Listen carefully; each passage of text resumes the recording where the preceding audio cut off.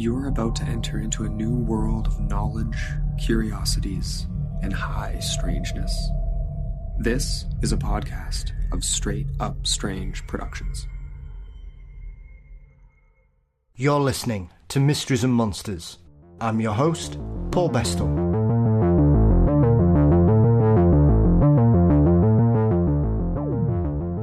We return to the world of the paranormal as we travel the length and breadth of Britain on the hunt for ghosts. In her brand new book, These Haunted Times Volume 4, Ruth Roper Wylde delivers another bumper crop of witness encounters with entities of all shapes and sizes. But before that, of course, don't forget you can support Mysteries and Monsters by signing up at patreon.com/Mysteries and Monsters. $4 a month gets you ad-free episodes, guaranteed early releases, bonus content, and more. Thank you to my latest patrons, Susan and Katrina, and to each and every one of you that have continued to support the show. Thank you. Your support is greatly appreciated. Mysteries and Monsters is across all social media platforms. You can visit mysteriesandmonsters.com for episodes, news, and merchandise. Please subscribe to the Mysteries and Monsters channel on YouTube. Our incredible intro and outro music is performed by the marvellous Weary Pines. Thank you as always to Dean Bestall for his wonderful artwork. The show is produced by Brennan Storr of the Ghost Story Guys, and Mysteries and Monsters is delighted to be a part of the Straight Up Strange network. We live in very strange times, and on the evidence of this episode, these are very haunted times as well. It's a new year, so surely it's time for some new ghosts with one of my favourite regular guests, Ruth Roper Wylde. Her latest volume of These Haunted Times, the fourth no less, is another bumper collection of accounts from all corners of the United Kingdom. Ruth, welcome back. Oh, thank you so much for having me, Paul, and Happy New Year to you. And the very same to you and yours, my love.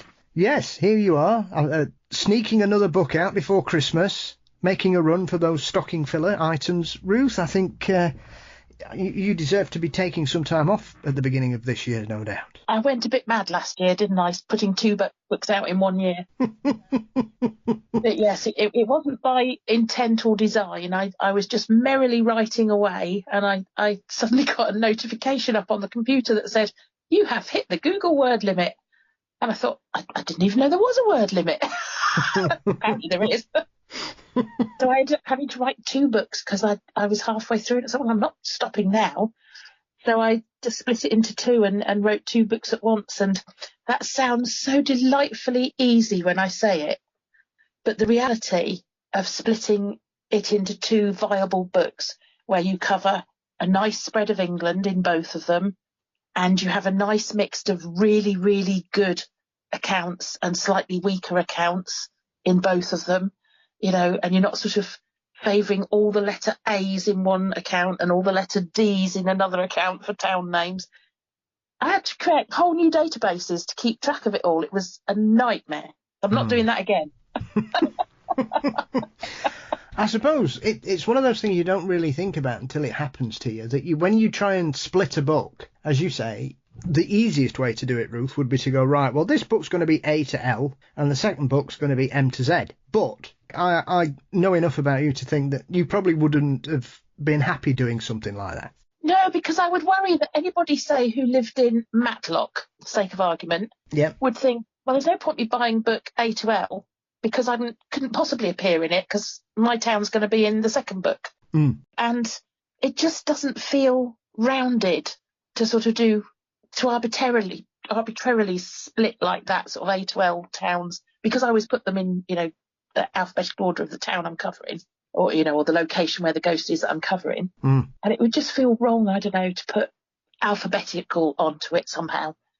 So, yeah, I ended up having to do all this creative shenanigans to get both books as close to even as I could manage, and drove myself halfway round the twist in the process. So, yeah, I'm going to slap myself around the head when I start the next one and make sure I write a book at a time.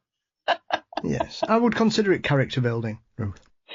Something like that, yes.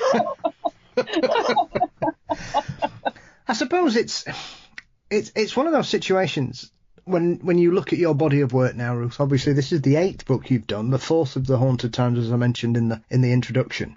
Are you surprised, not surprised? As far as you're concerned, it's exactly what you expected it, that even at this point of your writing career, you are still able to get hold of and collate and pull together so many experiences from all over the United Kingdom. As often people would say, oh, nobody talks about ghosts anymore, nobody sees them anymore, these old cliches that often get rolled out by disbelievers and naysayers and the like. And yet here we are, as I say, another bumper crop that have come from all over the place. So what do you think that it's always been there, and until you've come along, it's just been an untapped resource that nobody really bothered about? Well, do you know, the honest answer to that is I am constantly surprised by it. You know, when I first started with the whole idea of, I think I'll write a book, it was years and years and years in the making before I actually put pen to paper and did something about it. It was kind of this idea in the back of my head, because I had this fascination with the paranormal, having grown up in a house with a poltergeist. And whenever I tried to find something to read about it, as I've said before, it was always these dusty old stories of, you know, ladies in the 1890s fainting when a ghost walked through, and sort of, you know, knights in armour clanking around a castle, and black monks floating around churches and things. And I didn't want to know about things that happened hundreds of years ago. I wanted to know about what people were experiencing now, in real places, in real time, you know, because I was experiencing something. And I kind of had that need to find out what other people were experiencing, I think. So I'd started collecting stories, you know, that I found online or in magazines or in books or whatever. I mean, obviously in the early days it wasn't online because that didn't exist then. Mm-hmm. And I started collecting them and creating a database for them, just for my own amusement, if you like, an understanding of the subject. But the more and more I collected that were ghosts in modern times, the more I thought, you know, it'd be nice to write a book so that other people in my situation could read a book about modern ghosts. And when I finally sat, you know, had the opportunity, I'd partially retired from work and had some spare time, thought, well, I could give a go at writing this book malarkey I thought was a nice idea. And I genuinely, honest to God, I genuinely thought that what would happen would be I would empty the database, and I realised it was too big to do just one book, so I thought it would be 2 books. And I would empty the database, and that would be it. I would have achieved what I wanted to do. Ta-da! You know, done and dusted. Yes. And what I discovered was it's a bit like painting the Firth of Forth Bridge, which for any listeners that aren't British, that's a very, very long bridge in Scotland that it's famous for. You start at one end, and by the time you've painted the other, you have to start back at the beginning again. Because, of course, as fast as I put a book out and you market it and you talk to people in podcasts or television interviews or radio interviews or newspaper articles or so on, people write into you with their story and, oh, great, I'll add it to my database. And as fast as I empty the database, it fills back up again, which is absolutely brilliant and is absolutely what I want to have happen now that it's happening. But in the early days, it just never occurred to me that that would happen. I really genuinely thought, I'll empty the database, I'll have written my 2 books, and I'll be done. And it'll be great. Yeah. And instead, I've sort of created myself this secondary career, but loving it, absolutely loving it. So please, people, keep on writing, because I found a lot before I wrote the first 2 books, obviously. But the stories I've got since, as people have started to engage with me, are just fabulous. And I absolutely love it when I'm sitting in a group of people and somebody says, oh, do you know Ruth? She's an author, you know, she writes about ghosts. And you get some real skeptic sitting there and saying, oh, ghosts, who believes in them? Isn't it funny how you never see a ghost in the daylight? And I'm able to sit there and smugly go, you know, well, I have 8 books chock-a-block full of people's experiences of ghosts that popped out in the daylight, or at their workplace, or while they were in the supermarket or in the pub, or, you know, ghosts do pop up everywhere and everything. The paranormal is not this thing that happens in dusty abandoned buildings at 2:00 in the morning. And it can happen then, but that's not the only time it happens. It happens anywhere, anytime, to anybody. And it doesn't matter whether you believe in it or not. If it's going to pop up in front of you, then it's going to pop up in front of you, and it doesn't matter what your beliefs are. And yes, so I get quite smug when I'm able to say to people, yeah, it's not at night. Yeah. And no, they're not just of people. You know, there are animal ghosts. And so, yeah, the wealth of information that comes in, that's what keeps me so endlessly fascinated. Yeah. I love coming on your show and what have you, because the chance to just talk to someone who doesn't mind me rattling on about ghosts for 2 hours. It's an absolute boon. My poor husband is like, oh God, not again.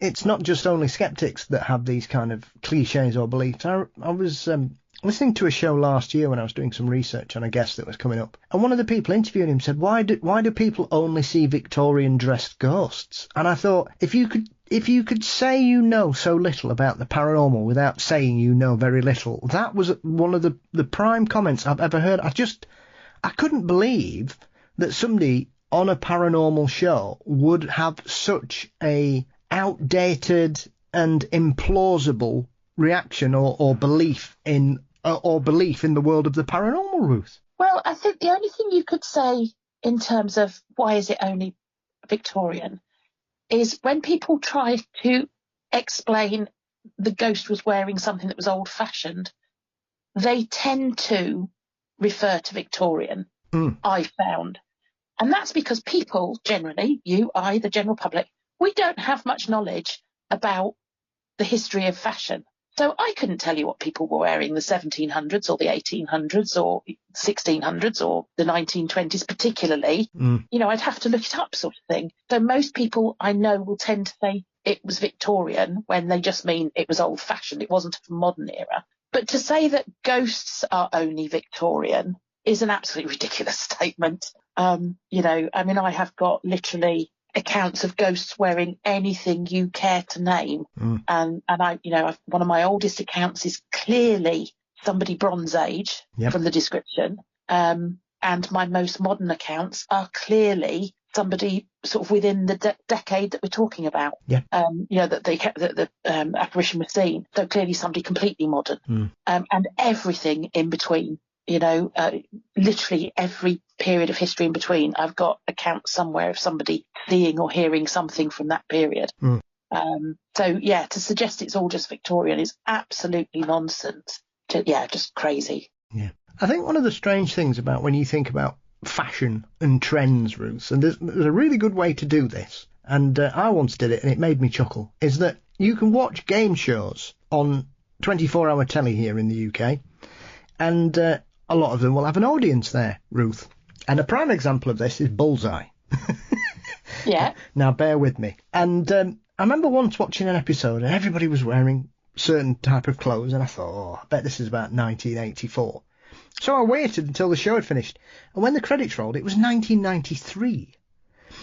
And I think sometimes you can look back on an era and presume everybody dressed in a certain way to a certain point, and then everybody got trendy or smart, or they all had the haircuts and things like that. And I think that doesn't help us sometimes when people say, oh, well, I saw this ghost and it was dressed in such a way, that unless it's a specifically distinct type of clothing, such as obviously in the UK there are many photos you can get from sort of before 1950 where you'll see a picture of a group of men and everybody will be wearing a hat and a suit. Or certain parts in the 1960s, you can tell where people are wearing caftans and miniskirts and things like that when you can sort of date it. But I think the majority of time, you've kind of got like a 10 or 15 year window where people might think, oh, well, that's definitely, like I thought in that particular episode, I was convinced because of the way that people were dressed, it must be the mid-80s. And it was the early 90s. And it just shows you, I think, especially if you're not somebody who dresses in that style as well,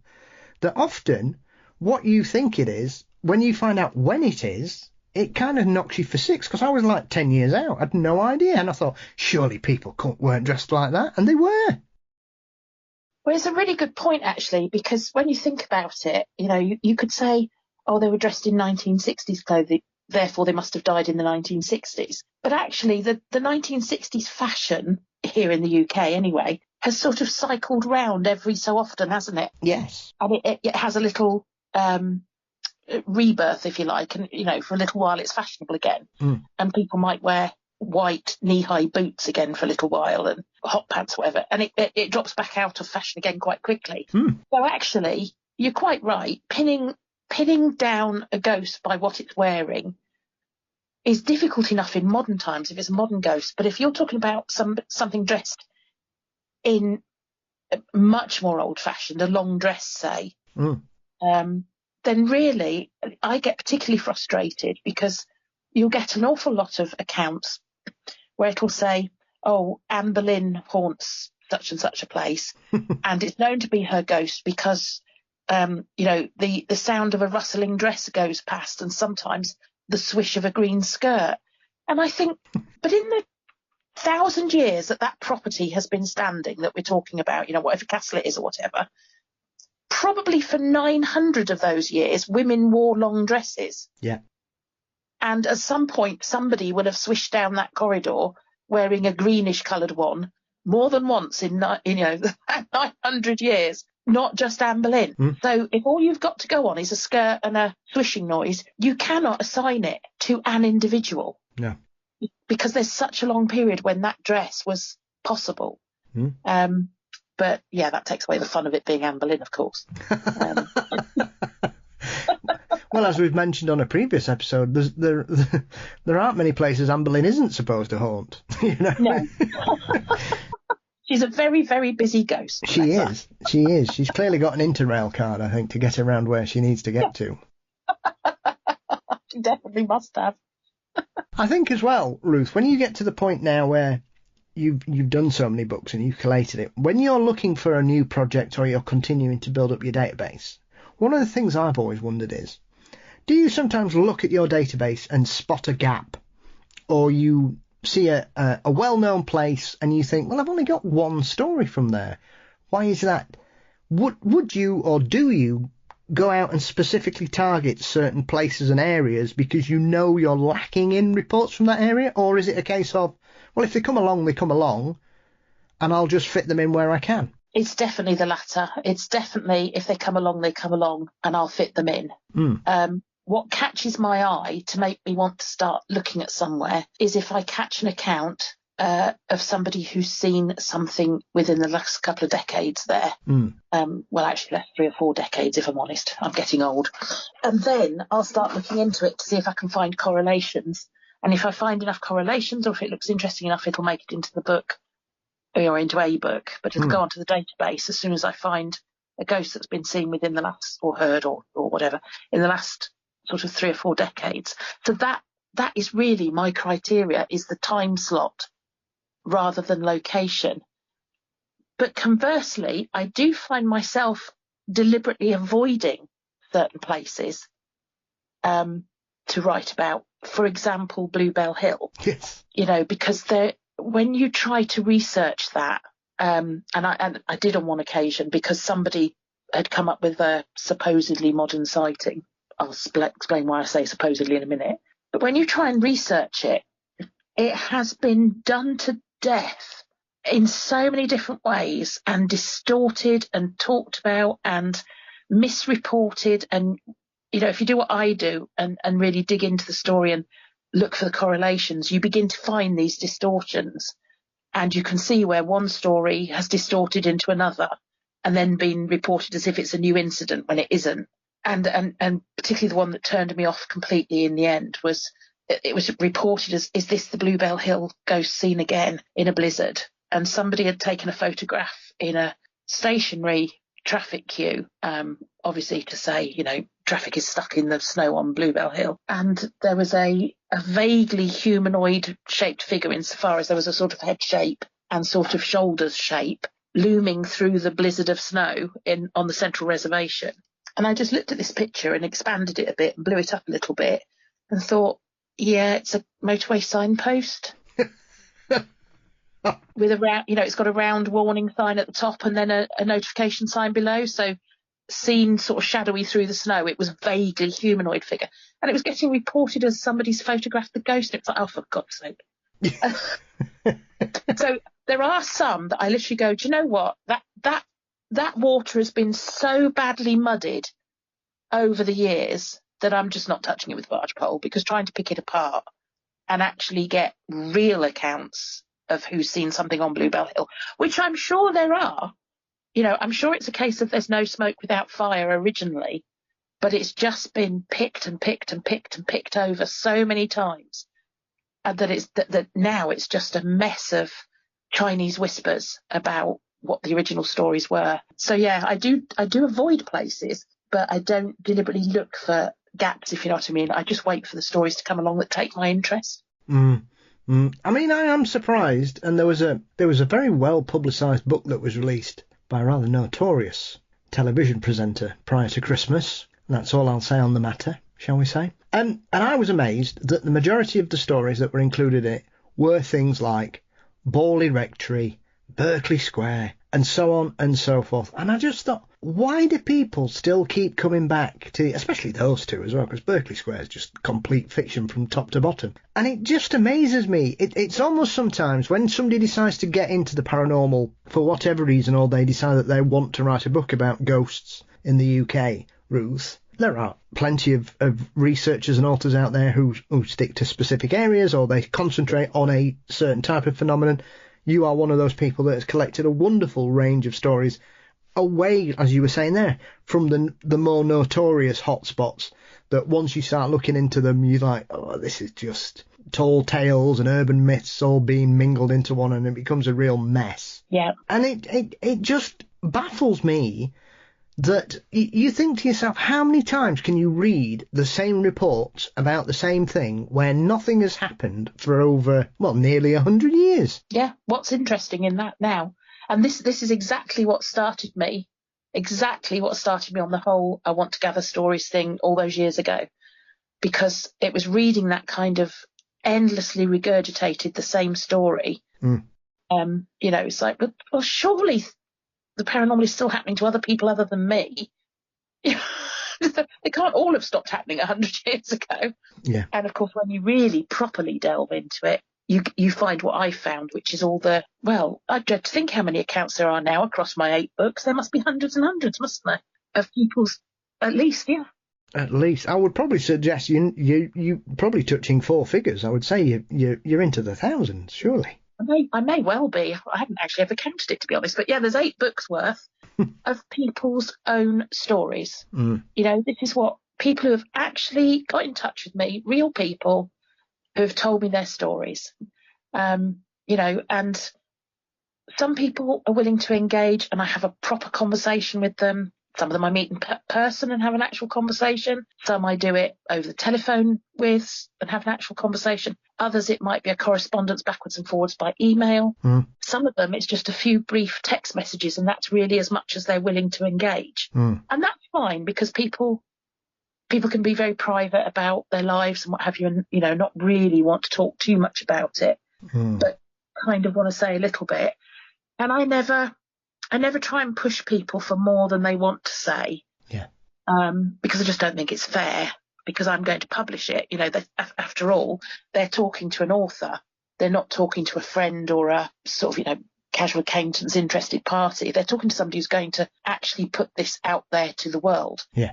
So however much they want to tell me is fine, because that's their privacy, isn't it? And that's why in all my books, if you read the prologue, it says I use pseudonyms for people, unless they specifically ask me to use their real name, in which case I do. But again, with properties, obviously if it's a public property, a pub, a restaurant, a public building of some description, I'll name it. But if it's a private property, I'll talk about what road it's on, or what general area it's in, if the road's a bit too specific, if there's only like 3 houses on that road. But I won't name the actual property, because obviously they don't want people knocking on their door, or if they've now moved out of the property and they're talking about something that happened 20 years ago or whatever, whoever's living there now doesn't want people knocking on their door saying, oh, Ruth says you've got a ghost here. So, I am careful not to disclose too much information for that reason. But I do, like I say, I have all these different levels of conversations with people. And actually, funny enough, that does lead to me making terrible errors sometimes. And I did want to hold my hand up tonight to a terrible error I made in These Haunted Times 4. Because what happens when I'm writing a book, I've got a location I'm interested in, and I'm writing about it and researching it. And obviously in each book there's dozens and dozens and dozens of locations. So at any one moment in time, it takes me about a year to write a book. So in any given month, I've probably got 15 or 20 posts out on social media about 15 or 20 different locations that I'm busy researching at that moment. And that means that any number of people could write back into me or phone me or email me or Twitter me, all different platforms about those locations. And what tends to happen is I'll put one out and it'll say, for example, the particular one that I've made the mistake on was London Road in Chatteris in Cambridgeshire. And what would happen with people would write back to me and say, oh, you're asking about London Road, blah, blah, blah, blah, blah. But they might write back to me 2 or 3 weeks or even a few days after I originally put the post up, by which time dozens of other people have written back to me about other places. And I'm thinking, London Road, which London Road? What town are we in here? So I might have to write back to them and say, sorry, what town are you talking about? So, and obviously from their point of view, well, you were asking, surely you know.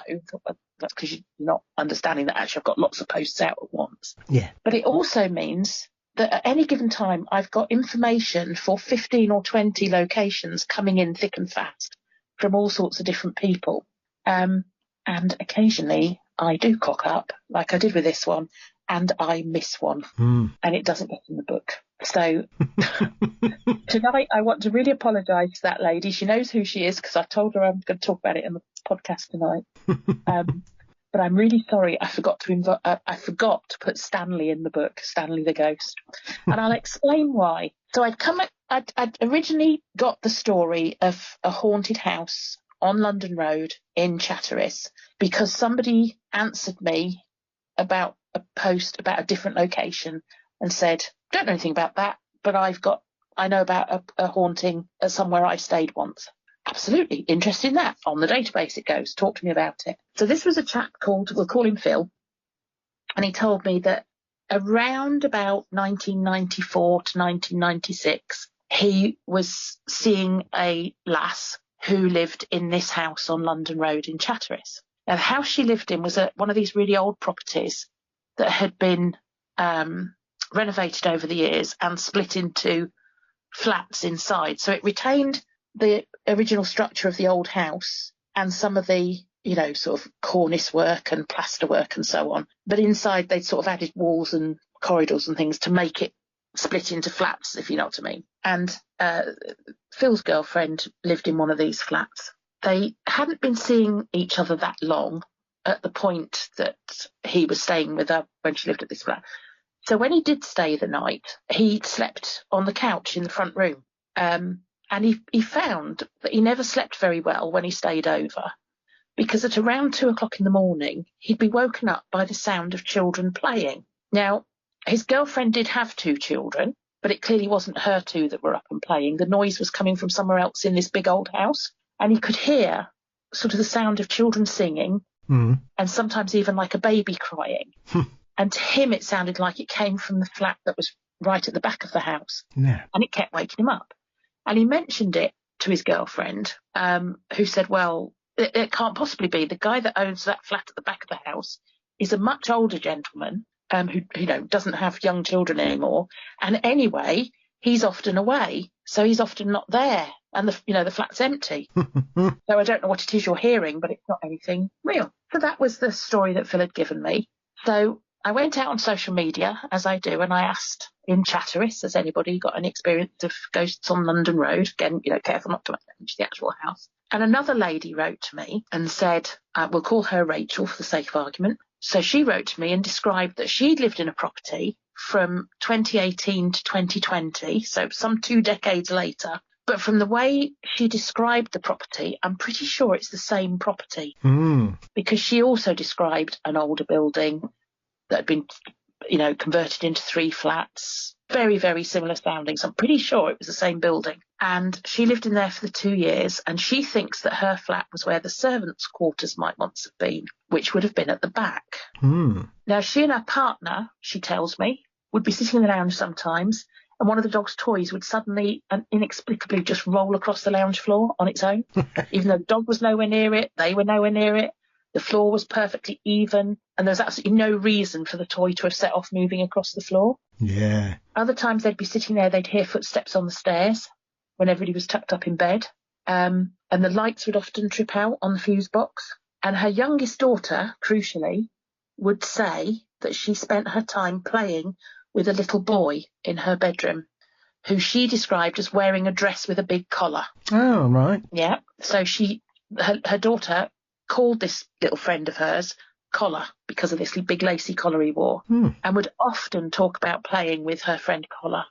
Rachel did speak to her landlord at the time about the strange things that were happening, and he told her that it was his understanding that when the house was a proper big house, back in the day, back in the 1800s, a little boy called Stanley had died in there. And at that time in England, little boys were often dressed in frocks or dresses with lacy collars until they got to about the age of 8 or so. Yes. And then would be given their first pair of breeches, as they were called, which were trousers. But those dresses often had these wide lace collars, and you'll see them in pictures, from that era. Little boys and little girls are dressed very similarly. Yeah. Well, Peter Pan's a great example of that. All the kids in that are all wearing that night shirts and night dresses, which are essentially the same thing, but they would differentiate them with collars for the boys and girls. Yes, exactly. So that was the story, and that was what I wrote up in the book. Excellent. Great. Next thing I do once I've published a book is I go back to all the people that have written into me and let them know the book's out. So there I was over Christmas, or just before Christmas, busy sort of going one by one through all the people that corresponded with me, which, as you can imagine, takes some time. Yeah. Writing back out to say the book's out. And I started to write to one lady, and obviously I use pseudonyms, so it's a different name that I'm seeing on the screen to write back to, who told me about Stanley, the ghost. And I'm composing the draft to send to her when I suddenly realised that I'm looking at her name on the screen, where she'd written to me on Messenger, and she'd sent me a photograph of Stanley. And in the photograph, Stanley was a grown man. And my brain went, I'm sure Stanley was a little boy when I wrote about his ghost. So I dig the book off the shelf, and I flick through to the right entry and I read it. And I think, no, Stanley was definitely a little boy playing with the little girl. Why have I got a picture of Stanley as a grown man? Why would he be a ghost as a little boy? So I reread the entry from this lady that I'm busy writing back to, and realise she's talking about a different Stanley. And she had written to me. She also lives on London Road in Chatteris, but in a different house, very clearly a different house from her description. Oh. And in her house, she was telling me, over the last 5 years, particularly when she first lived there, she'd got activity that in the first 2 years was really, really active, much calmer now. So she'd have things like, she'd have feelings of being watched all the time, whatever she was doing. She'd be woken up because somebody would pull her hair quite violently. And she just had that feeling of somebody stood behind her all the time. If she was working in the downstairs office in the house, the door would constantly keep opening. She'd constantly being interrupted. She'd hear footsteps walking around the house when she was in the house on her own. She'd hear knocking on the walls, again, when she was in the house on her own. A couple of times as she passed a mirror, she'd see fleetingly this chap standing, reflected in the mirror. And after this had gone on for a couple of years, she eventually got a medium in to cleanse the house. But that didn't work. The ghost stayed. So the medium that she got in talked with the ghost, communicated with him, and relayed back to my correspondence that he'd said he would only talk to her. So the medium showed her how to communicate with him and that he wanted to tell her something. So she did as instructed and had a chat. And he told her that he had lived in the house back in the 1960s and that everybody said he'd committed suicide. But what he wanted to tell her was that he hadn't meant to do it and had stayed too long. She doesn't know what he means by stayed too long. But he kept repeating, I didn't mean to do it. And tell them, you have to tell them that I didn't mean to do it. But unfortunately, although she's researched the house and has found, that there was a Stanley living there, she hasn't been able to sort of establish any further than that. So she doesn't know who to tell. So what she does is she tells anybody who shows any interest in ghosts in the area, in the hope the message will get back to the right family at some point that he didn't mean to do it, and help him stay at rest. And of course, I'd failed to put this account in the book because when I was writing up, I knew I had a story about Stanley, and I had missed the fact that I actually had two Stanleys. So one of them accidentally got missed. So I apologised to the lady concerned. But that is the story of Stanley. And I have actually sent you a picture of him. Yes. That hopefully you'll be able to put with the show notes. Yeah. So if anybody wants to see a picture of him, that's Stanley. There are often strange coincidences and remarkable similarities when you hear about ghosts. But for the chances of the same street having two ghosts in two different properties that are quite different from the experience that people are reporting to both be called Stanley, I find very odd, Ruth. It is odd, isn't it? It's one of those synchronicity things. And it's not certainly not in this day and age. I mean, Stanley is not a common name in the modern era. Certainly, probably in the 60s, people were still christening their children Stanley, but I wouldn't even begin to consider how many children are christened Stanley in this day and age in the UK. But certainly, it's not one of those old-fashioned names that seems to have got trendy again over the last 10 years, like Ted and Jack have. No, it is very much a 60s and earlier. Yes. But it's entirely believable that, that there was a Stanley, and like I say, she's got a photograph of a Stanley, so, and that there was a Stanley in the 1800s when the little boy was in the other house. But it does make you wonder, doesn't it, about how I ended up with two Stanleys on the same street. Yeah. And I'm absolutely sure that both people are being entirely honest with me, and I'm absolutely sure it's not the same ghost. I'm sure it's different properties, and one definitely died as a little boy and one definitely died as a man. So I'm fairly certain it's not the same individual.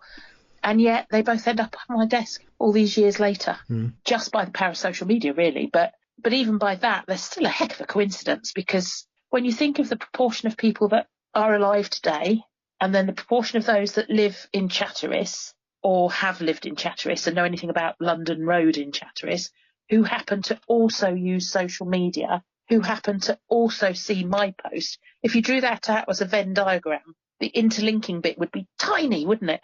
Absolutely tiny. And yet somehow that interlinking bit managed to capture both Stanleys. Fascinating. It is. It is. And they're both very different accounts as well, Ruth. There's no kind of cross-pollination going on here. One, we've got a guy who accidentally, it would seem, took his own life. And I'm very intrigued, like you are, about what he means by stay too long in regards to, did he hang around thinking, oh my God, what have I done? And there's we now think that there must be some kind of time frame that they've got to move on, and if they don't, they get stuck, which is even more intriguing. And then the other one is clearly a child with a child playmate who happens to be from the other side. Yeah. There is literally no cross correlation at all, and it's definitely not the same property, because the lady with the grown-up Stanley gave me her actual address, and it's definitely not that same house as the other two. So that there is literally, and there's nothing to suggest that these people know each other or are aware of each other. One lived in the area over 20 years ago, doesn't live in the area now. They're just completely random individual stories who saw my post and got back to me. And yet we have this sort of synchronicity between them. And unfortunately, we have my poor, tired brain who didn't make the link fast enough and missed one of the Stanleys out. So I intend to put it right. He will be in a future book, I promise. But I mean, it just goes to show, when you sit back and think what it's like to research. I know when we all do it when we read a book, and I'm as equally guilty as the next person. You read a book and you read the thing and think, oh, that was nice, and you put it down, or that was interesting, or it sparks some thought. But you never stop and think really about how much time that person put into writing that book. And it's not until you sit down and write a book yourself, and I'm fully aware that a sort of half-page entry about a particular ghost in one location, you're looking at about 10 to 15 hours of my work to create that. By the time I've found the entry in the first place, put it on the database, gone out on social media, checked that social media, answered all the people that answer me, filtered through the answers, recorded that on the database, then written it up, then edited it again, then loaded it. You know, by the time you add it all up, you're looking at hours and hours and hours for a short paragraph or 3 about one particular ghost. And you don't realise how much work goes on underneath sorting out all this information. And in a way, to go back to your earlier comment about churning out books just covering the same subject, I wish people wouldn't, because it's so much more interesting when you take the time to delve into a story properly. And I don't claim to be the world's greatest researcher or anything like that. There's plenty of holes and gaps in my ability to research, not least of which is time and money. I mean, ideally, you would want to pick an area and go and look through all the old archives and, really, really delve into it. But I don't have time to travel up and down the country or the money or anything to be able to do that. So I have to rely on what I can find through other methods, newspaper, articles, online, etc., talking to people. And of course, there's going to be gaps in that.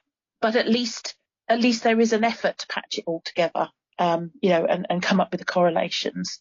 And I think the correlations I find, I mean, just with that one house with the baby, the little boy Stanley in it, the fact that I've got 2 people talking to me about this, what I'm pretty sure is the same house, but 20 years apart, and yet they're both talking about child ghosts. That's fascinating, isn't it? Absolutely, it is. And it is. I like these kinds of stories where children seem to have, because there is often this spurious train of thought that any child that talks about having a playmate that we can't see, it's purely imaginary. Yeah. But then you would think, well, how's a child going to create the correct style of dress for a child who claims to be from that particular era that is then verified by other people in regards to the property? There are certain things sometimes when children talk about their playmates that nobody else can see, that often you just think that this isn't just an imaginary friend. I mean, in all the friends and family I've had, Ruth, none of them have ever had or claimed to have an imaginary friend. And that's not, me knowing 3 or 4 kids ever. We're talking a considerable amount of people, and this may not be the best statistical report I could possibly pull from my brain, but I've never come across a parent telling me about their child's imaginary friend. I've heard the odd one or two from other people that I've perhaps worked with occasionally who I don't really have a relationship with that well, so I'm not too sure is it just one of those stories. But in my immediate friends over the last 30 or 40 years, I've never had a really good friend whose child hasn't had an imaginary friend. And yet it's dismissed as if it's just a common thing, isn't it? Yeah. If anything, I think it's quite rare. And some of them, doing this show, one of the things I've learned to become quite aware of and perturbed by are some of the experiences and friends that children have claimed to have over the years. Do you know, I'm glad you said that, actually, because I honestly sometimes think the same thing and think, if my child was claiming to have a friendly relationship with that being that they're describing, I'd be a bit worried about what was going on in the child's head to have imagined that. Because some of the stories that I've either read about elsewhere or even some of the ones I've written about myself, and you think they can't possibly be making that up. They just can't. Yeah. One springs into mind. I can't for the life of me remember where in the country it was, without digging it out of one of my books and finding it. But in one of my books somewhere, there's 2 parents and their child on holiday or on a day out, can't remember, walking, sort of visiting places and out walking. And they walk through a churchyard and then down a footpath that runs alongside the churchyard. And their child, who was only 5 or something like that years old at the time, sort of skipping ahead of them, suddenly stopped and looked down and remarked, "Why are all these people sleeping under the ground here, Mummy?" and they sort of looked at the child and was like, "Well, we're not in the graveyard. We're on this footpath outside of it." But just a little way further on, they realised they were walking across an ancient battlefield. And yet this child had stopped and described people sleeping under the ground that he or she was walking. I can't remember whether it was a little boy or a little girl now, was walking over. It's like, what child imagines that? Yeah. Absolutely. I remember when my niece came to visit me at my old house, and we were all there. We'd been there a couple of hours and we were all sat about talking, and then we noticed that she was just stood at the bottom of the stairs looking up, and she just kept waving. So my brother said, "Oh, who are you waving at, love?" And she said, "Oh, I'm waving at the old lady at the top of the stairs." Right? Wow. How did she know that it was an old couple that used to live in the house? Because I knew the people that used to live in my old house. I knew who they were, and it was an old lady and an old man. So how did she know there was an old lady who lived in that house? Exactly. You know, and she was like, I'm trying to think, she's 3 or 4. So, and I don't really think that my brother would be talking about the previous residents of my house to his family and 3-year-old daughter. Yes. Yeah. So they are strange things, these little stories, and I always like some of the drawings you can find on certain sites. Reddit is a prime treasure trove of creepy stories about children's friends, and some of the pictures are just, they send shivers up my spine. Yeah. Just what kind of people, what kind of elementals or, paranormal are these poor children actually having to deal with, and being dismissed as that's your imaginary friend. Yeah. Well, during the course of the conversation, Ruth, I've done a bit of research, multitasking as it were. So, in 2021, there were 694,000 children born in the UK. Wow. 307 of them were christened Stanley. Well, there you go. Not a very popular name at the moment. No. They're strangely more popular in the northeast and London than anywhere else. Make of that what you will. I'm not as surprised for London, because it is quite an old East End type of name, isn't it? Yes. Yeah. But yes, I wouldn't have guessed the northeast particularly. Yeah. And then you've got places, Cornwall, less than 3. So it could be anything. It could be 1 or 2 or none. So that just shows you. So it's intriguing. I mean, another strange coincidence is one of the reports you've got from Greenock up in Scotland. And this one stood out to me because here in Sheffield, we've also got a fire museum here, Ruth, which is also alleged to be haunted. And yet this Greenock one seems a bit of a strange one, because it's one of those that a lot of people have heard it's haunted, but quite a lot of people haven't recently seen anything. Exactly, yeah. And this is one of the ones that I picked up from somewhere or other. Can't remember where, but it was on the database, because exactly that loads of people have said to have experienced a haunting, but nothing specific said about who and when and where. And that supposed to be a ghost of a middle-aged man with a handlebar-style moustache, and he's supposed to sometimes be weird bangs or small items thrown around the building. And this is the Fire Service Museum and Heritage Centre in Wallace Place in Greenock. And it used to be, before it was a museum, it was the old fire station. So, it got quite a long history, obviously, as a working building. So that was kind of, if you look up anything about that building, it'll say, oh, yes, it's haunted.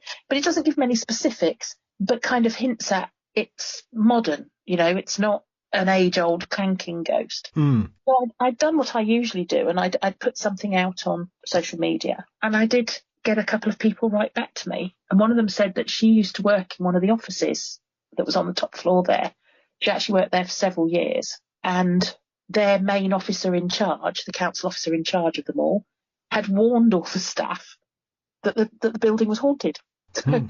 It actually warned his workers, you're working somewhere haunted. So they were all aware that it had this reputation for being haunted. But she can't remember anybody during the time she was there actually experiencing the haunting. So it was a well-known fact or urban myth or whatever you want to say, but nobody actually experienced it, even if they had to work late in the building and were on their own or anything like that. Still, nobody ever reported anything actually happening. And then another lady wrote to me and said that she'd been told that the place was haunted when she worked there. So, this is one of these really sort of well-known, everybody knows it's haunted, but nobody knows who's actually seen it. Yes. Or who's actually experienced it.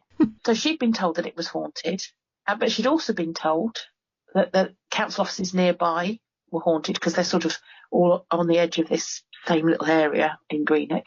And several people told me that cleaners there used to report that the council offices were haunted. One man told me that his mother used to swear that she had seen the ghost while she was working in the rent office, which It was actually housed in what used to be the former library from when it was a Victorian building. But again, it was all sort of secondhand. We know somebody who knows somebody. I did get an account picked up from somewhere else that in 2007, 2 people working there had seen what looked like a man wearing clothing from the early 1800s walk ahead of them in the council office into what is now the kitchen area. And although they followed him to see what on earth is he doing, he vanished when they got into the kitchen office. It's a kitchen with just one door into it. And they did actually go back to check the CCTV cameras, which clearly shows the 2 of them kind of looking puzzled at each other and start moving about as if searching something, but there's nothing else showing on the film, so no sign of what they saw. And it is just another one of those where I included it because there seems to be so many people who know it is haunted, but it's hard to find anybody who's actually experienced it. But other people wrote to me about Greenock. One lady, we'll call her Elsa, she said that she's pretty sure Greenock Cemetery is haunted because she and her husband did a number of nights up there ghost hunting a few years back and captured some electronic voice phenomena in the cemetery up there. And she said one of them is clearly a voice that says, "Papa is sleeping in dreamland." It's a bit creepy. And she's fairly certain that something followed them home one night from there, because they caught on tape a voice on their digital tape saying, "Oh, it's her husband." Which begs you to wonder what they were following her home for, doesn't it?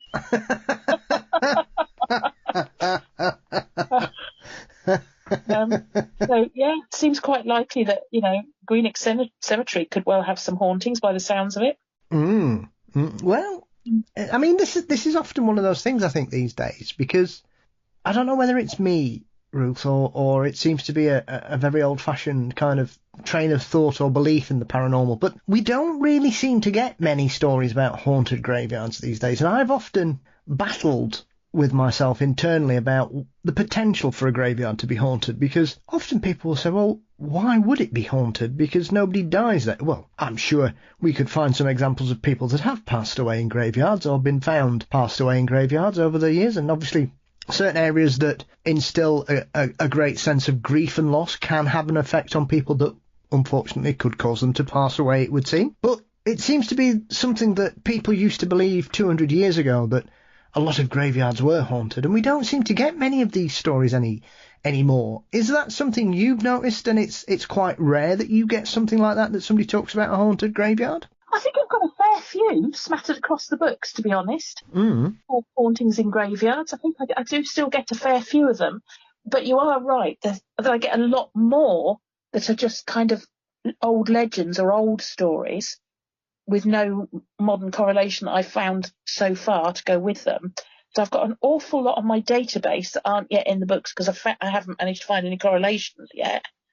But like I say, I have got a fair few where I have found a correlation. So, but I would counter that argument with, but you're making the assumption there that the only definition of ghost is somebody who was previously a living person. Well, yes. And I'm not sure, from all my research, that that's the only possible definition for a haunting or a ghost. Because I think there's scope in the data that's out there to say, well, there's nothing to show that anybody died there or that this relates to any particular person. Have we actually got either some kind of atmospheric trick going on, or have we got, that affects the human brain, and makes you see things that aren't there, that kind of atmospheric trick? Or have we got some kind of elemental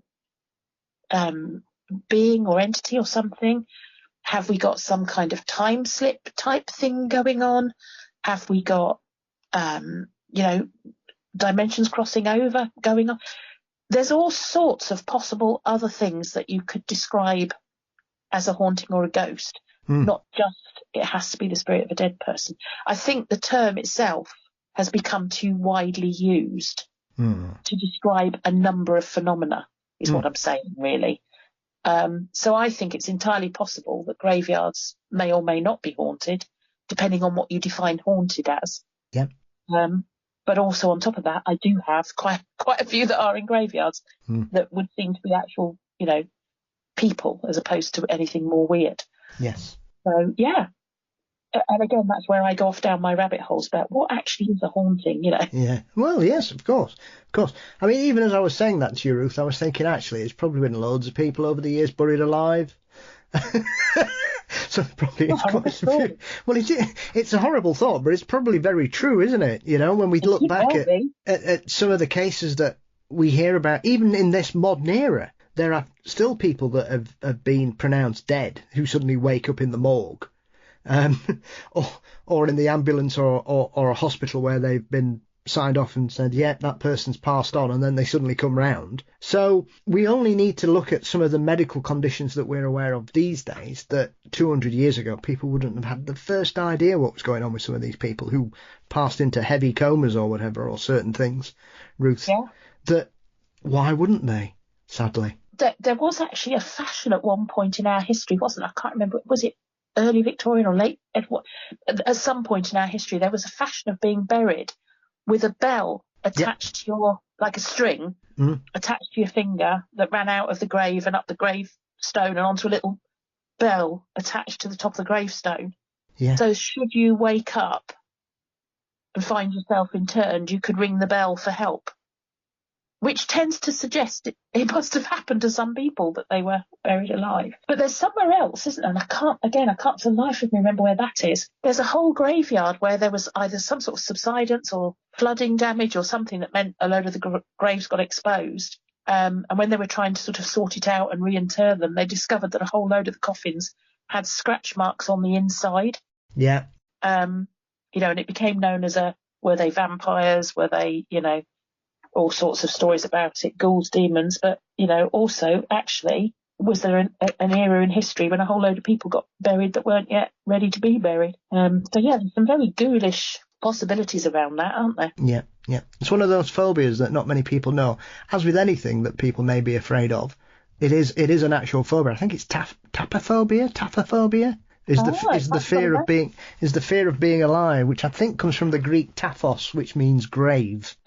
So fear of being buried alive. I'm trying to think. Obviously the Victorians became obsessed with it, like you say. There is a term we use these days which is based on the fact of is it the graveyard? Is it the graveyard shift? That term comes from certain cemeteries that would employ people to sit in crypts on the off chance that somebody would have been buried alive and rang a bell or used their special coffin phone or whatever they had. Really? Is that where that comes? I'm trying to think. I'm not too sure if it's graveyard shift, but there is a term that's quite commonly used these days that is based on the fact of people's fear of being buried alive, and there would be a watchman to actually guard against that possibility. Yeah, definitely. I'm trying to think. I'm sure there was a famous inventor as well who was terrified of it, and Edgar Allan Poe was apparently absolutely fear-struck by this. He was terrified he would be buried alive, which is quite odd, since he passed away in very mysterious circumstances anyway, so who knows? Who knows? I'm glad it's something I don't think about very often, because you wouldn't want to spend your life being frightened about that happening, would you? No, it's not. No, it's not. Especially as I watched Dynamo do a live being buried alive before Christmas on his latest Illusion special, Ruth, which was quite. It's one of those things when I get really uncomfortable watching something, my feet sweat. and I could feel my toes getting sweaty and my toes kind of creasing up and things. It was uncomfortable watching. Obviously, thankfully, he survived, which kind of spoils the show, but there you have it. Oh, you ghoul, you. There's some very odd occurrences as well. I mean, this story from Laken Heath is another one of those where, sometimes the shame in this country is we've got these beautiful old properties that have ended up either falling into disrepair, or they've been hotels or manor houses or whatever, and they've gone bust or just been boarded up. And this seems to be another one of those beautiful old houses where the town has grown around it and now it sticks out like a sore thumb and is no longer used for what it was originally purposed for. Yeah, we've got so many of them around the UK. And like you say, it's in some ways it's good that at least they are being preserved in some format rather than being knocked down and, But in other ways, it's such a shame that they aren't preserved as the beautiful buildings they are. But yeah, it used to be called the Laken Heath Hotel in Laken Heath in Suffolk in the UK. And I'd come across a snippet. Again, this is one where I came across a snippet somewhere or other and put it on my database at some point in time to say that the property was haunted before it became a hotel even, and was known to remain haunted once it became a hotel. And the writer in that snippet that I'd found had stayed there as a child of around 14 years old when the property was owned by her friend's family. And she remembered waking up in the middle of the night feeling like somebody was standing over her. And that's one of those little snippets that's kind of gone into urban lore about that property. And if you look up the Lake and Heath Hotel and Haunted, you're likely to see that account often repeated. So it had ended up on my database, and at some point I got round to researching it and discovered that it wasn't a hotel anymore. It had long since ceased to trade as a hotel, had been revamped. It's been renamed now. It's now called Goward House. It's one of those sort of white buildings with black window trims, not particularly attractive looking, I have to say, from Google Maps. But it fronts onto the high street, and it's obvious from the maps that it's been revamped. And it's now a small block of, sort of built in the old building. But that never deters me. I always think, well, if it was haunted when it was a private dwelling and then haunted while it was still a hotel, I wonder if it still is now when people are living in it as flats. So I popped out on social media about it. Does anybody know anything about the Lake and Heath Hotel, now Goward House? And I was told that there's a local legend that somewhere on the site there's a hidden room where a young woman in the late 1800s was banished to stop her from meeting up with her lover. And there's a sort of suggestion that she might have died in that room.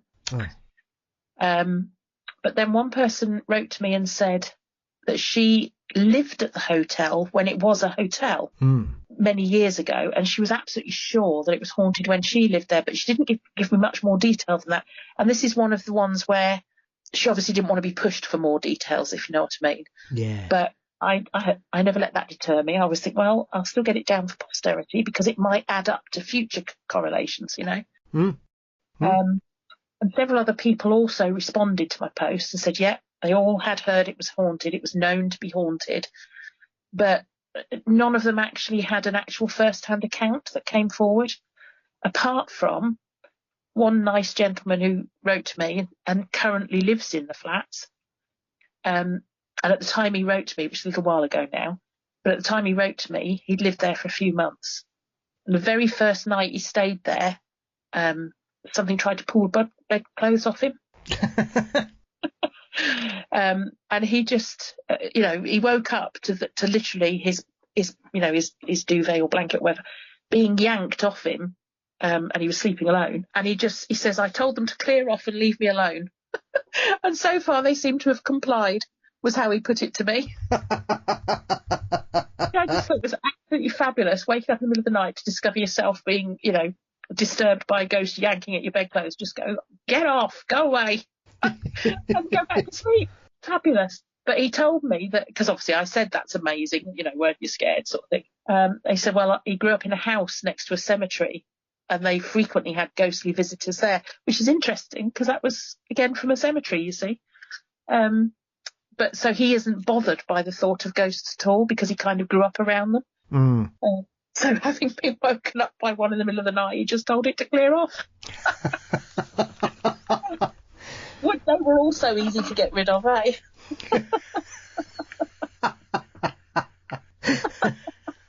Oh, it always reminds me of that incident in the Pontefract haunting at East Drive, where one of the neighbours came round poo-pooing the idea that the family thought their house was haunted, and the ghost took great umbrage with it and poured some milk over their head. Oh, excellent. Which also features one of the creepiest things I've ever read about a haunting, where a pair of white gloves performed around a door frame for the family. Oh, that is creepy. Sort of appearing at the top, and then they were at the side, and then they were back at the top, and then one was at the side and one was at the top, and they just kept wiggling their fingers. Ooh, it's giving me chills now. Yeah, I agree. I have got an account in one of the books somewhere. The property, I think it might be somewhere in Bedfordshire. Might even be Clifton, but I'd have to look that up. But there was a property that was haunted anyway, and some friends were round, and they were busy talking about the haunting. And one of the lads who was visiting was laid on the floor with his head on a cushion, and he was busy poo-pooing the whole paranormal is rubbish, there's no such thing as ghosts. And as he said it, he sat upright from this cushion on the floor. And the second he sat upright, the grandfather clock in the corner of the room, which had been stood there for 40 years, to the owner of the property's certain knowledge and has never moved an inch, suddenly came crashing down and hit the pillow where his head had been. Missed him by a split second. Oof. And that grandfather clock has never moved in 40 years. But they said they were convinced it was because he mocked the ghost, and the ghost was right, you sod. Have a grandfather clock in the head. So yes, be careful, people out there, when you decide to mock a ghost. It might not end well. Yes. I think you're asking for trouble based on some of the hauntings we're aware of, Ruth. Yeah, be careful what you ask for sometimes, I must say. Yeah. The next one I want to touch on is obviously Port Talbot in Wales, and this is one of the bigger entries in the book. I mean, there seems to be all kinds of things that people have come across or encountered at this particular location, Ruth, and Wales is a place of mystery and magic anyway, and one of those strange places. It's got more castles per square mile than the rest of the UK. There are castles, you trip over a castle, it would seem, in Wales, if you're not careful. They're everywhere. I mean, some of them are beautiful, and whenever I go, I went a couple of years ago and visited 3 in 3 days, so that just shows you how many castles there are. Yeah, there are some absolutely gorgeous castles in Wales, especially Harlech, if you've ever been to Harlech Castle. If you haven't, on your bucket list. Absolutely. It is on my list. That's one I've not had a chance to get to yet. Oh, it's absolutely stunning. It's right on the coast and has the most amazing views. Just stunning. Oh. But yeah, Port Talbot, which is, it was Margam Castle at, I don't know if I'm pronouncing that right, but at Port Talbot. And this actually goes back to right at the beginning of our conversation tonight. We were saying about very famous places. I usually avoid them because, they've been written about to death. And this is one of the ones that normally I wouldn't write about it, to be honest, because it is so well known for its hauntings. And there have been so many incidents. There are whole books written about the hauntings at Margam Castle. And I'm sure several television programmes have been there over the years and what have you. Mm. It's a beautiful Georgian country house, actually, which is generally called Tudor Revival style. Yes. So essentially it's a beautiful stone building, lots of different levels, towers, spires, turrets, something out of, proper fairy tale looking castle. So not a really, really, really old castle, but in terms of British castles anyway, they're often, 1,500 years old. This is a bit newer, but built in a much older style. So it was only, the building as it stands today was only actually built in 1835, so it's not yet 200 years old, which, as you and I know, in the UK is positively young. But my own house is nearly that old. But the site it stands on has been occupied for about 4,000 years. So there were buildings prior to the current building and castles prior to the current building, including an Iron Age hill fort. So, it really has got a really long and rich history. And there's so many hauntings associated with it. Like I say, you can pick up any number of books about them. You can book to go to stay at it for a haunted night at a castle, all sorts.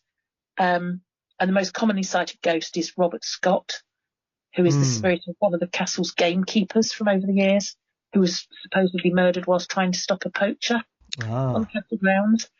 And he's supposed to be seen walking up the stone staircase. And most sort of psychic investigators will say that it's because his spirit is angry about being murdered, to which I would reply, really? No surprise there then, Sherlock. Why wouldn't you not be? Exactly. There's supposed to be several child ghosts in the castle, and also the ghost of a blacksmith. There's the sound of footsteps, small rocks and other small objects get thrown about. So it really has got a really rich history of haunting, which, like I say, you can look up on any, research yourself, pick up books on it, all sorts. So it's not my genre of style of writing, if you like, to just regurgitate everybody else's view and everybody else's what they've put about it. So I've referenced that. But the story I was actually interested in was a paranormal investigator who wrote to me to say, this is my account. Again, I'm using a pseudonym. So we'll call him Caleb. And he visited the castle in the first weekend of September 2011.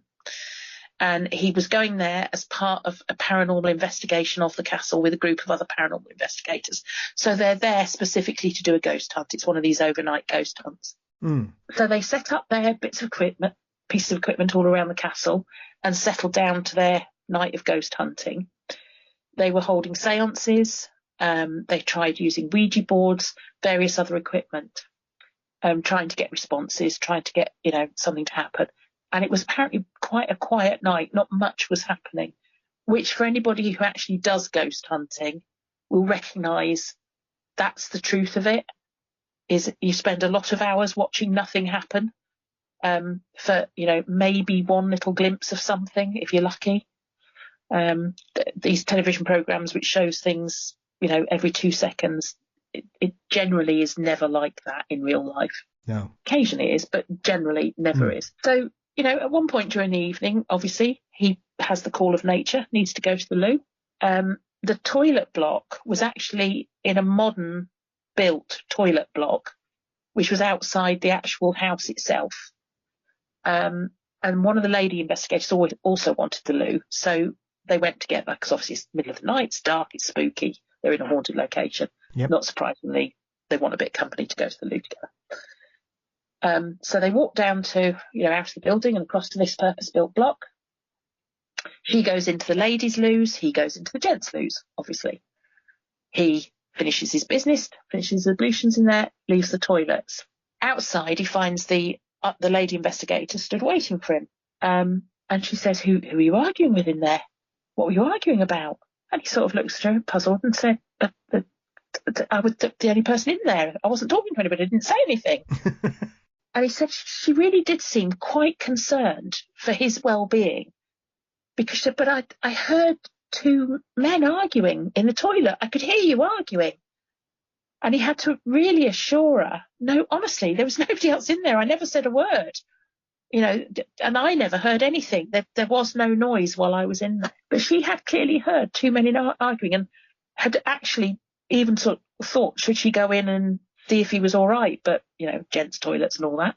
So the two of them walked back to the group and told one of the organisers of the events what they'd just experienced. And she said she herself had been to the loo only half an hour earlier and had also heard the shouting voices coming from the men's toilets. And that's absolutely fascinating, because the one really palpable paranormal thing that happened that night came from the modern building, the toilet block, outside the actual built walls of the castle itself. It was actually outside the castle. Yeah. So there you are, doing this wonderful overnight ghost hunt when what you should really be doing is sitting in the loos outside. And he did say that not much else happened that evening. They did seem to get a good sequence of answers on their seance, so they did get some responses. But even with that, they didn't get the normal responses they expected. What they got was somewhere within the property, there'd be a loud click for yes, or two loud clicks for no, in response to questions asked on the seance. So they did get some answers actually within the castle. But other than that, it was fairly quiet. He said it was spooky. He said he did do a lone vigil at one point and found it quite terrifying sitting there in the dark. But nothing much actually happened other than in this toilet block, which is a modern building. And again, does that mean somebody died on that spot? Had an argument back whenever in history that resulted in one or both of them dying on that spot? Is it a time slip to when two people standing outside the castle happened to have an argument? Mm-hmm. You could postulate on that for hours, couldn't you, as to what time period and how they're hearing this argument, and you would never be able to come up with an actual answer, because the plain facts are all they heard was two disembodied male voices having a loud angry argument in a place where there were no men stood having a loud angry argument at that point in time. So, just a disembodied voices.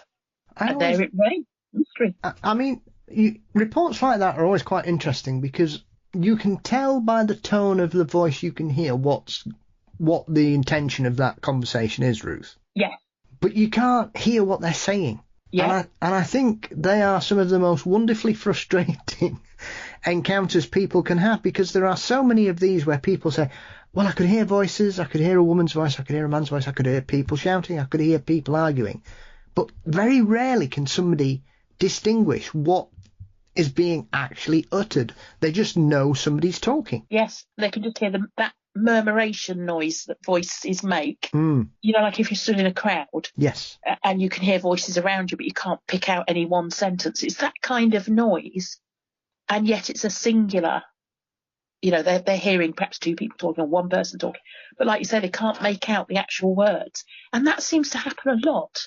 That seems to be a very common phenomenon that I've come across anyway, where people will hear either singing or voices or raised voices, like in this case.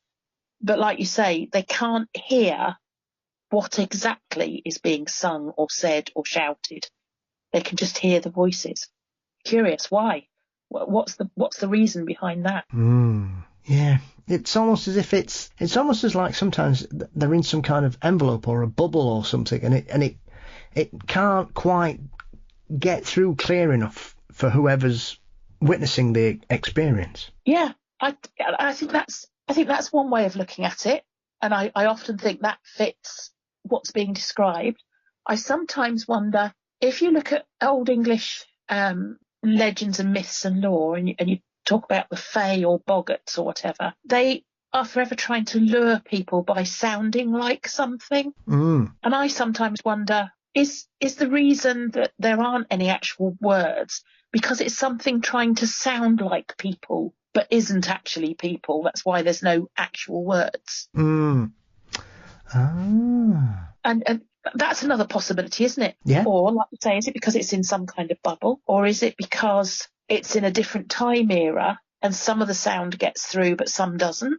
So you kind of get the pitch of sound but not the detail of sound. Yeah. We really need a sound engineer who really understood how sound works to listen to one of these and pick it apart as to what was happening with it, wouldn't we? Yeah. But yeah, when you really think about it, you can think of various reasons why it might be the case that you can't make the words out, but none of them necessarily are the actual reason why you can't make the words out, are they? No. Because we don't know the answer. Yeah. Well, we don't know what the source is, never mind. Like as you say there, we don't even know what it is that's making the noise. Could be, as you said, that's a good point. That is it a ghost or is it something else? Is it some kind of trickster? Is it the Fae? Is it some kind of elemental? Who knows? Boggart. Yeah. Yeah. We've got so many places when you start researching and sort of following stories backwards like I do, and you discover that so many places in the United Kingdom are named for boggarts. There are so many derivatives that the meaning of the word and the meaning of the way a barn or a lane or a hill or a pond or a village or whatever, when you trace the meaning of that word backwards, it comes back to boggart. And it makes you think, well, we were really into boggarts in this country back way when, and the Fae, they were very mixed up. And the whole idea of them being tricksters and deliberately leading people astray. And that translates into the modern thinking about poltergeists, doesn't it? The poltergeists will try to be tricky and lead people astray and give false information. And it also leads into the common modern, particularly with the American type, haunted shows where they seem to be very into it, must be a demonic portal. Yeah. Seems to be the fashionable thing at the moment. And again, that's, they translate it as it's a demonic thing trying to lead people astray, trying to trick you into thinking it's something it's not. But it's all this element of tricksterism somewhere, isn't it? Not an actual ghost of two dead men arguing, say, So, yeah. Now you know why I can never just settle on one subject with my books and end up just constantly researching. Because my poor brain goes off down these rabbit holes.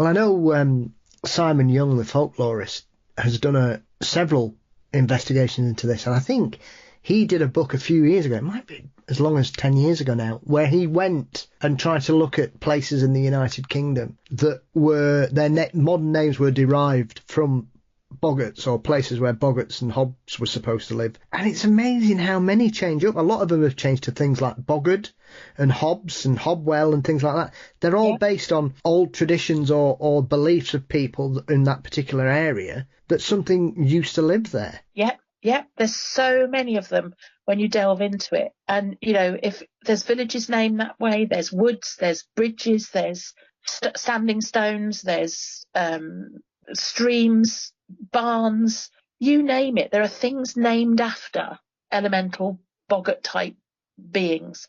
And the derivative word over the centuries has been used to describe that particular area, whether, like I say, whether there's a barn built on it now, or there's a stream or a bridge or whatever it might be. It picked up the name because of the folklore memory, if you like, that area was associated with a troublesome spirit of some description. Yeah. Well, even the notorious Saddleworth Moor in the Pennines has a rock feature there, which is known as the Boggart Stones. Oh, does it? Yeah. Yeah. Well, I mean, I know of several boggart barns around the country. Yeah. Bridges and what have you. But yeah, there really are so many.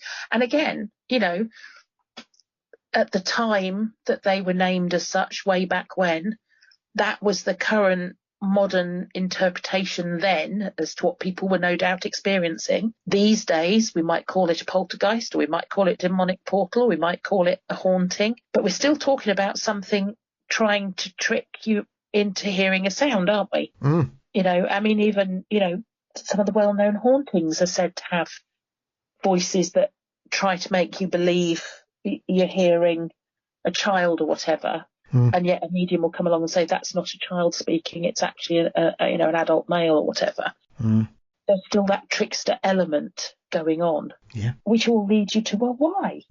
What's the purpose? What's the point? And you do get to the point when you really, you know, spend as long looking into it and talking to people about it as I do, and listening to people's own personal accounts. And these are modern day accounts, not old accounts. When you think, well, it's still going on. It's still going on. And some of my books, because, if somebody tells me a story and tells me what they personally have experienced, I will include it in the book. So I've got stories in there. I've got one chap who's sure his house had an elemental haunting it.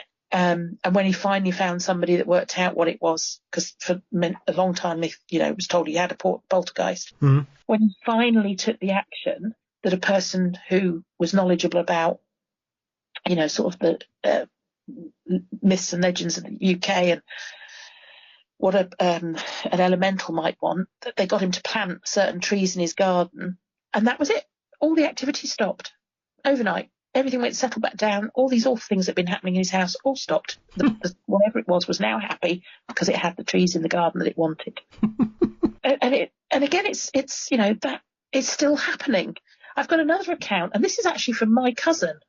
So I absolutely know she's telling me the truth. Yeah. Driving along a road in Warwickshire, not far from Rugby, and she was on her way to work in the morning. She happened to glance to her side, as you do, where there was a hedgerow, country hedgerow, and there in the hedgerow was what she can only describe as some sort of gnome or leprechaun looking back at her.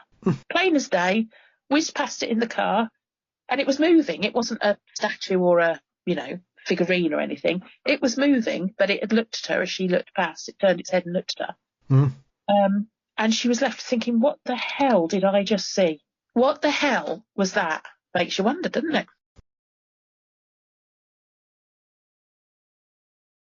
It does. I think when you dive into modern sightings of the Fae, 5 years before I started the show, I thought it was all old-fashioned tales and folklore and everything, and obviously since I've started doing the show, I've got to know researchers and investigators in that particular field, and obviously for me, Joe Hickey Hall is probably one of the best that we've got here in the UK, who does her Modern Fairy Sightings podcast, Ruth. And Joe obviously is somebody that had an encounter with what she described as some kind of wizened old hob or whatever. and has, over the years of doing her show, interviewed other people from all over the UK and abroad who have had encounters with little people. One of the strangest ones she ever did was this lady who lived in a flat in London who was being harassed by what she described as goblins that kept bothering her when she was using the bathroom. Wow. They kept peering round the door at her. Well. Yeah. Yeah, absolutely. In that modern metropolis, and yet here we have a story of someone experiencing a visitation of goblins. It beggars belief in a way, doesn't it? But as you and I both know, when you delve into this and you talk to these people are not gaining anything by telling us their story. No. In fact, quite the opposite. Yeah. You know, this is why I use pseudonyms, because many of the people who speak to me, many of them will say to me, I've never told anybody this before, or I've only told my close family and even they don't believe me. Yeah. Or I've only told my close family and although they believe me, I daren't tell anybody else. Because they're actually afraid of the ridicule and the mick taking that will happen if they come forward with it. I don't pay them any money for their accounts. Can't afford to. I haven't got that kind of money. They're not getting any money from having it published. They're not getting any money from telling their story, so there's no gain from them there.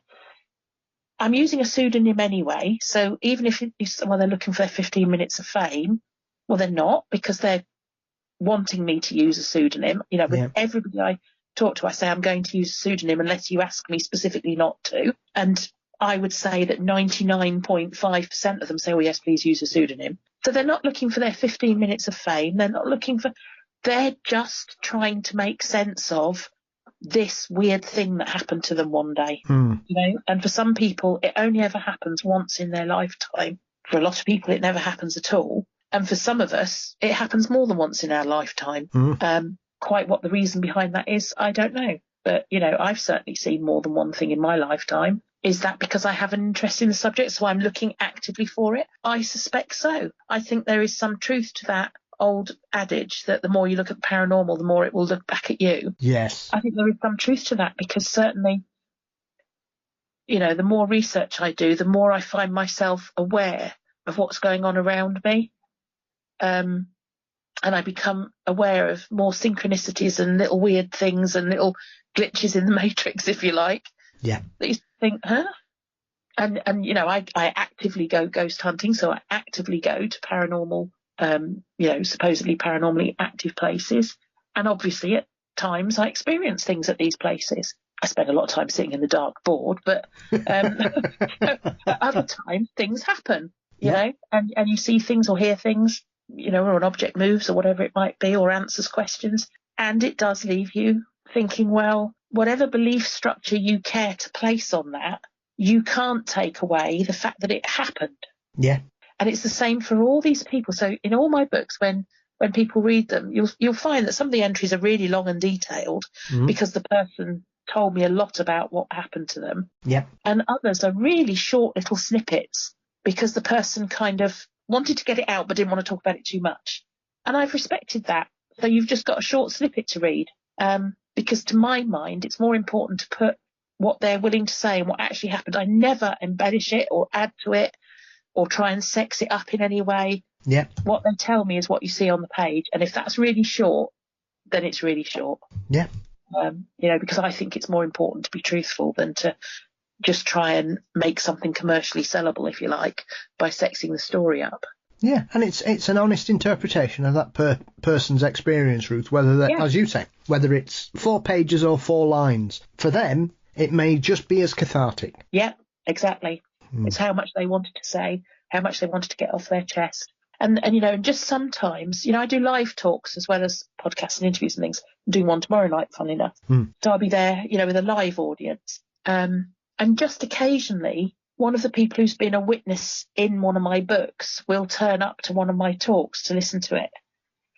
And just occasionally, I'll be talking about an incident. Somebody in the audience will put their hand up and say, there, that was me. Oh, hello. You know, because of course I've never seen them, so I don't recognise them. You know, and that does happen sometimes, and that person's actually come. And sometimes they are brave enough to speak up and say, yeah, that was me, that happened to me. Yeah. Other times they let me know beforehand that they're coming, and I always leave it up to them whether they want to admit that they're in the audience or not. Because I'll say, well, I'll talk about your experience, you decide whether you want to put your hand up or not. And quite often the person will sit there and not put their hand up. And again, that's absolutely fine. That's their choice, whether they want to be outed, as it were, in public or not, as the witness that I'm talking about. But for me, that is so fascinating that person is still struggling to both articulate and understand and contextualise this weird thing that they experienced. Yeah. Or this set of weird things, if they lived in a particular property or whatever, and it went on for a number of years or months, whatever it might have been. Yeah.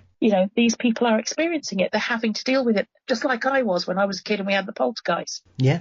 It's no good people telling me, oh, there's no such thing as poltergeists, because my answer is, well, you try living with one that's chucking things around the room, and then tell me that didn't just happen, that you sat there and that didn't just happen right in front of your eyes. Yeah. And then tell me that there's no such thing.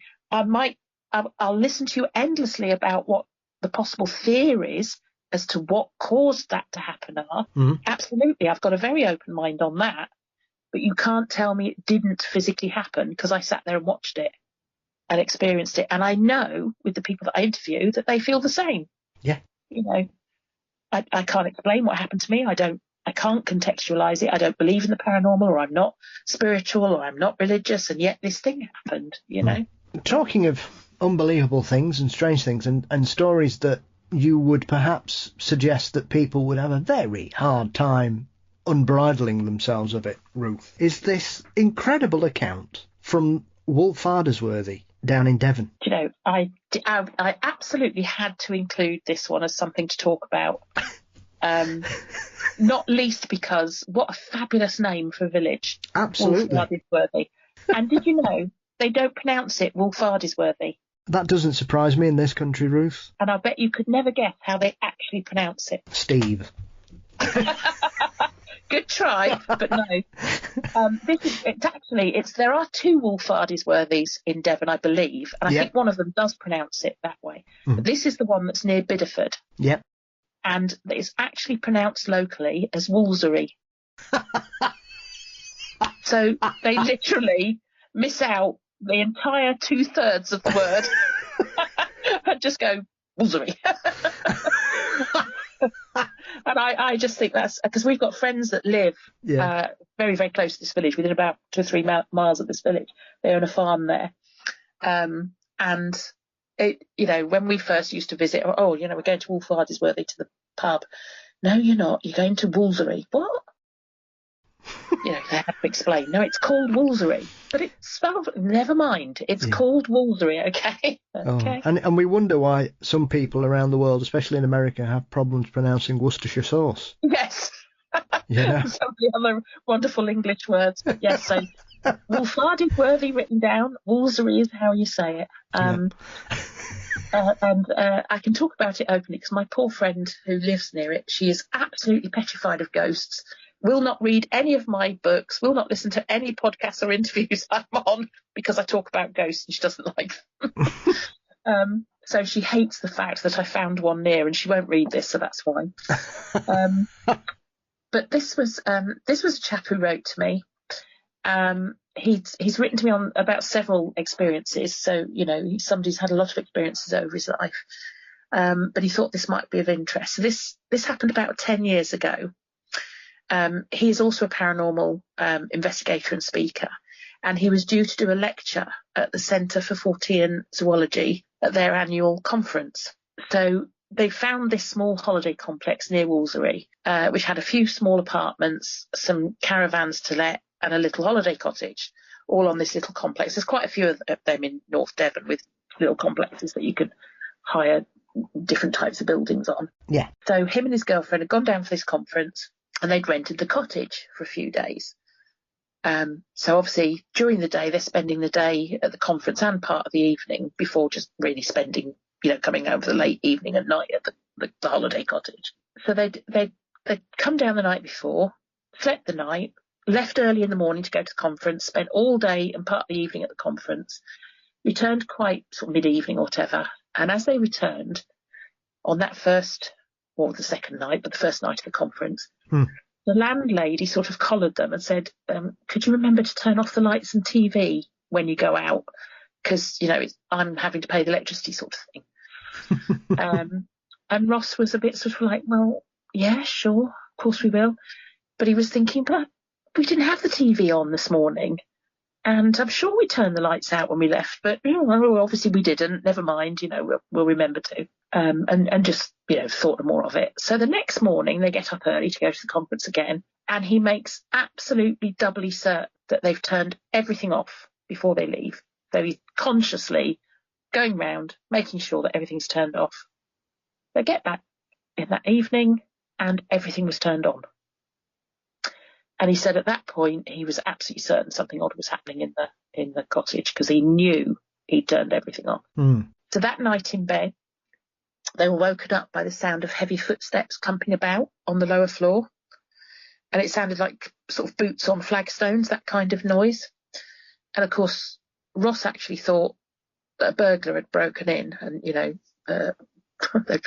about to be burgled in their sleep. So he got out of bed and crept quietly down the stairs, ready to give this burglar what for and see them off. Of course, he got downstairs, searched everywhere, absolutely nobody there, property still locked up tight, everything still secure, everything quiet. And he realised that actually the entire downstairs was carpeted. So there's no way they should have been hearing the sound of boots on flagstones anyway. No. Because it was a carpeted floor. So to bed he goes. The bed was one of those that you kind of, one of you'd have to climb round because it was quite a small room. And when they woke up in the morning and started to get ready, his girlfriend suddenly complained that her right arm was painful, and they looked, and there was large bruises on her right arm in the shape of somebody's handprint. So, of course, their first assumption is, well, Ross must have grabbed her during his sleep or something. So they fitted his hand against the handprint, and it was clearly not his hand. It was a much bigger hand that had done it, which is really creepy. Yeah. But then they realised that actually, with the way the bed was and the way they were laying in it, in order for him to have grabbed her right arm, he would have had to climb over the top of her and grab her right arm, which would have woken her up anyway, wouldn't it? Yeah. So there's no way that it could have been him that had, accidentally during his sleep or anything, grabbed her by the right arm. And yet she had this, bruises and handprint on her arm. They actually told the landlady about this, who was visibly upset and scared about what they were saying, and kept saying, "Oh, don't say that, don't say that." And he just had the feeling like she already knew there was something odd in the cottage, but didn't really want to acknowledge it.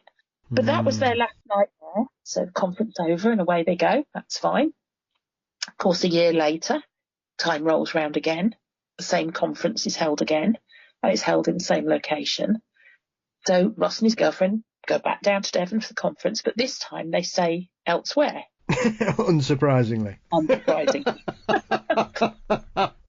Interestingly, in talking to one of their colleagues, they discovered that the colleague and his wife were staying at this cottage that they now think of as the haunted cottage. And the colleague was telling Ross that he'd been woken in the middle of the night, again sleeping in the same bed in this same cottage, by the feeling of something really strong squeezing his legs and dragging him off the bed. And he'd woken up to the sensation and had sat up and looked down at himself as he woke up. And there was a huge python coiled around his legs. Not surprisingly, he screams. He's now awake. His wife wakes up in time to see him being yanked off the bed by this huge snake. She screams, switches the light on, and as the light goes on, the snake literally disappears. So even though a split second before, this thing had been real enough to not just be visible to both of them, but to have physically yanked him off the bed in front of her. So he's crashed to the floor. The moment the light went on, there was nothing there. How creepy is that? It's giving me Dennis Wheatley vibes. Yes, and it just goes to show why we all reach the light switch when something happens. And strangely enough, the following year or another year, Ross did go and have to stay in that cottage again, because obviously there's only so many places to rent in an area. And although he was kind of nervous and, something's going to happen, actually nothing did. That second time he stayed, absolutely nothing happened. What I find interesting about that part of it, Ruth, is that we've got two reports with two couples having strange occurrences, and then the time he stays on his own, nothing happens. But that had never occurred to me. But you're right. That is absolutely right. Yes, the 2 times the couple stayed in there, something happened that we know of. You'd have to research a bit more, I suppose, to see if that correlation held true, wouldn't you? Yes. But yeah, it's interesting. When he was on his own, nothing happened. There wasn't somebody who didn't like couples being there, especially with the yanking the husband out of the bed on one and hurting the wife on the other. Yeah. Who knows? Good theory. Good as any other. Have you ever come across a ghost snake before, Ruth? Racks her brain frantically to think, have I ever had a ghost snake? I don't think I have. I think that might be my only ghost snake. I've got various ghost animals, that's for sure. I've got kittens and dogs and cows and donkeys and pigs, and I've even got a ghost sausage. Yes. Not an animal now. I remember the ghost sausage. Yeah, it's a paranormal classic, the sausage. Oh, I love the ghost sausage story. And anybody who wants to know will just have to listen to an earlier episode, won't they? Yes.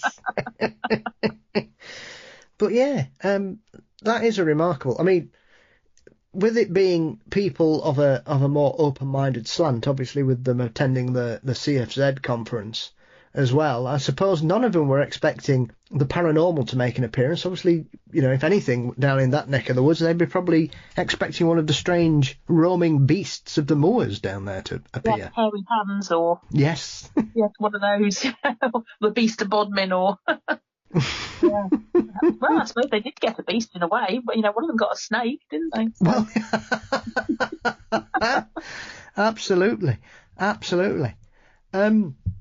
It's a remarkable one. I have to say, when I read it, I was just scratching my head because, like I say, the first thing that leapt into my mind was something from a Dennis Wheatley book, like The Devil's Ride Out or The Haunting of Toby Jug or something like that. Yeah, because if they'd just seen the python and it disappeared when they switched the light on, that would be one thing, wouldn't it? And you could kind of, in your mind, partially dismiss that as the reader as, oh, well, they were probably half asleep and it was perhaps the way the covers were twisted and, a bit of a trick of the light and all that. The way people do dismiss what other people are trying to explain to them they've seen. Yep. The fact that it yanked him off the bed, he's screaming, his wife is watching him being yanked off the bed by this snake. They're clearly not asleep at this point, the pair of them. Yeah. They are clearly not asleep at this point. And she screams and switches the light on and it disappears. It does leave you just scratching your head. And absolutely no reason to disbelieve that they're giving an account that actually happened. But yeah, how weird. And again, makes you think tricksters, boggarts, just put you back in mind of that line of thought, doesn't it? Yeah, it certainly does. It certainly does. It's lake that was crossed that it wasn't being called Woolfardsworht. Got short with laundry. I'll see. It's the spirit of spelling. Yes. Come to seek revenge on all those that wish to do that to its name. Shorten my name like that. Yeah. Well, I think the last one I want to finish on is more of a traditional creepy one, which is this one that happens in Feltham in London, Ruth. And once again, we see the ghost of a supposed child. And this one's one of those where it's a little bit creepy, but it's also, stories like this always make me feel a little sad. Yeah. And this is also one of those ones where it's a tiny, tiny little snippet of a story. And I even say in the book, I've got very little detail on this. Somebody was writing to me. They were talking about something else and they mentioned this happening. And when I tried to follow it up with them, that was the end of the correspondence. They didn't really answer anymore after that. So I didn't get any more than what I'm about to tell you.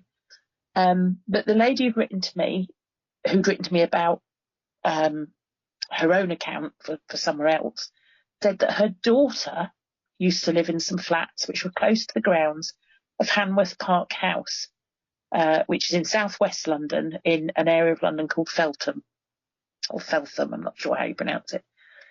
And her daughter at the time had small children herself, so my correspondent's little grandchildren.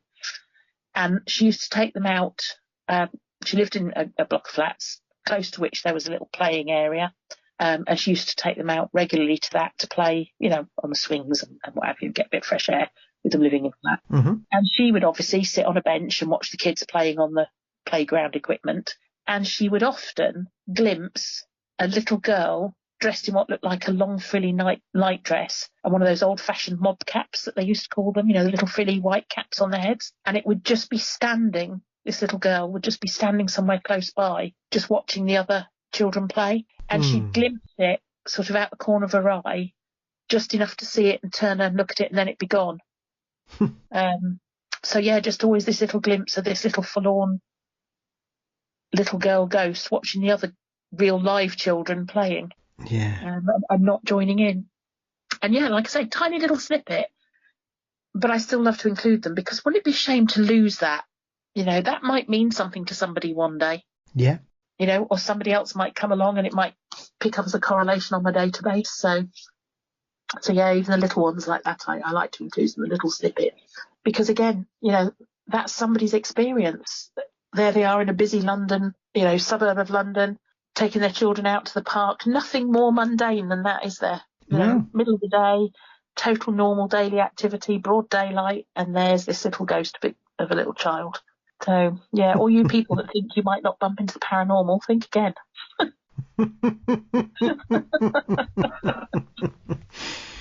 Oh, dear. Well, there's some incredible stories, once again, Ruth, as we say, from small snippets to really intense explanations of people's experiences and what it's done to them and where they were and how it's made them feel. Even some people that it's lasted decades since the incident. Yeah. Which I always think speaks volumes about how that's ingrained itself into their psyche, really. Absolutely, yeah.